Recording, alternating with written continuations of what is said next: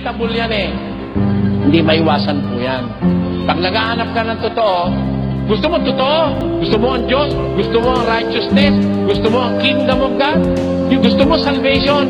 It is inevitable. Dapat mo matanggap. Hindi basta-basta nakikita yun. Mahirap hanapin yun.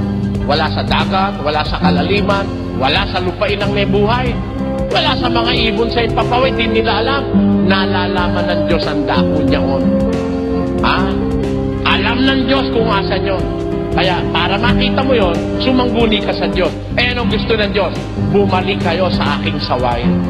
Ibubuhos ko ang aking espiritu at ipakikilala ko sa inyo ang aking salita.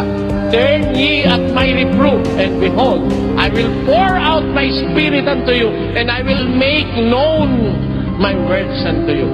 For a man to know the word of God, for a man to be acquainted